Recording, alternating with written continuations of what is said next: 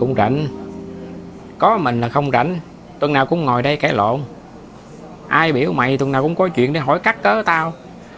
Tại tao thấy nói với mày vui, mỗi lần nói với mày xong về là tao lại suy nghĩ thêm cái mới, có khi còn mất ngủ. Vậy tôi nghĩ đỡ mất ngủ. Không được, mất ngủ còn hơn không có suy nghĩ. Mày suy nghĩ sao? Lý tưởng nằm ở đâu? Nằm ở đâu là sao? Ý tao là nó nằm ở tương lai hay nằm ở hiện tại.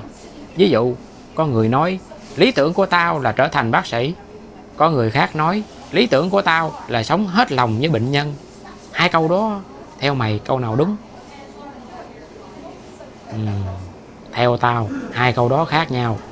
Câu đầu là trở thành cái gì, câu sau là sống như thế nào.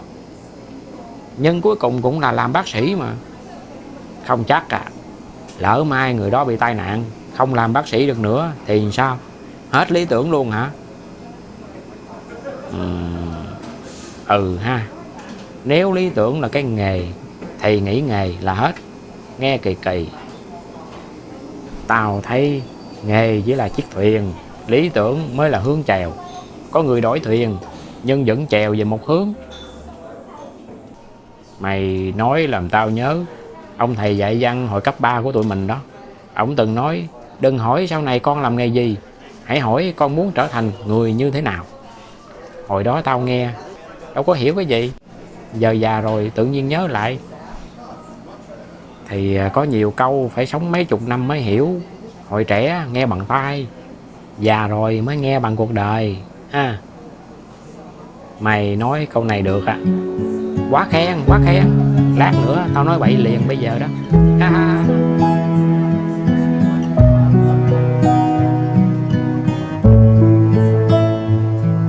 Nhưng mà tao vẫn còn lấn cấn.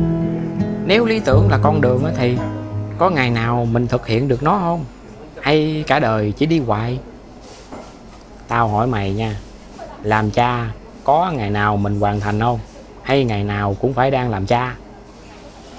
Ngày nào cũng phải làm chứ, bổn phận mà. Thì vậy đó, có những chuyện không phải để hoàn thành mà là để trung thành. Ê, có khi nào lý tưởng cũng vậy không mày? Không phải để đạt tới mà để sống cùng. Có thể chứ. Nên tao mới thấy có người 80 tuổi vẫn sống đúng lý tưởng. Không phải vì họ đã tới đích, mà vì mỗi ngày họ vẫn đi đúng hướng, cái hướng mà họ muốn đó.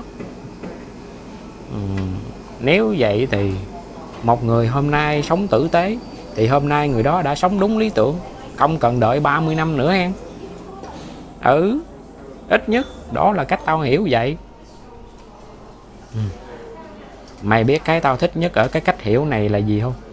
Nếu đúng như mày nói thì lý tưởng không còn đáng sợ nữa.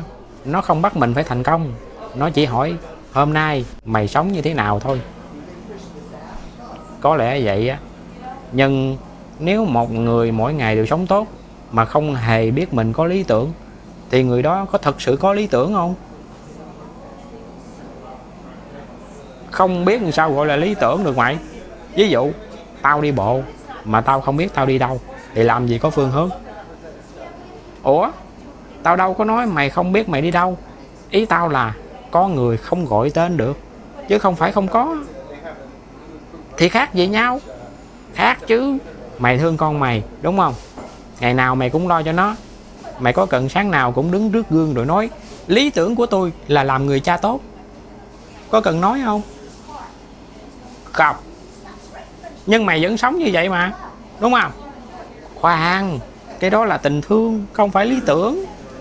Ai quy định? Mày đang gom hết mọi thứ thành lý tưởng. Vậy cuối cùng ai cũng có lý tưởng hết ha. Vậy thì từ lý tưởng còn có nghĩa gì nữa?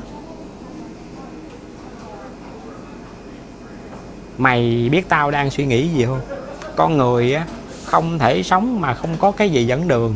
Có người để tiền nó dẫn đường, danh vọng nó dẫn đường. Có người để gia đình dẫn đường. Có người để sự tự do của mình dẫn. Có người để lòng trắc ẩn dẫn.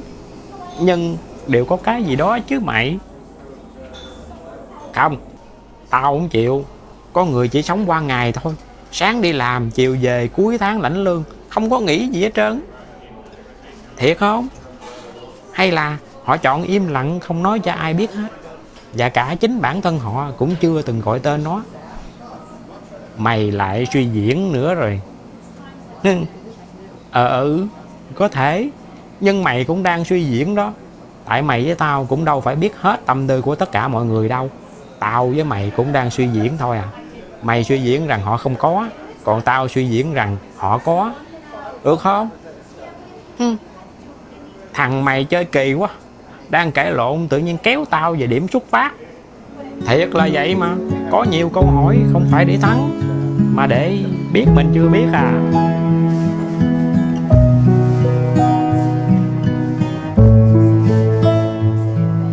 Tao kể mày nghe. Hôm rồi tao gặp ông chú nghỉ hưu lâu rồi. Tao hỏi: giờ ngày nào chú cũng câu cá, chú không chán hả chú? Ông cười, ông nói: không, chú thích mà con. Nếu vậy ổng có lý tưởng không, hay chỉ là sở thích? Hay mày, câu này hay. Theo tao á, nếu câu cá chỉ để vui thì là sở thích.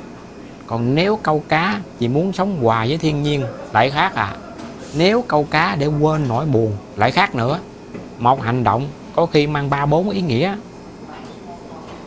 Tức là không phải nhìn việc người ta làm, mà phải biết vì sao người ta làm, đúng không?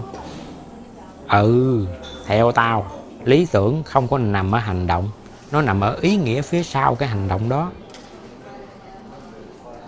Ê, tao bắt đầu ghét mấy câu hỏi này rồi á.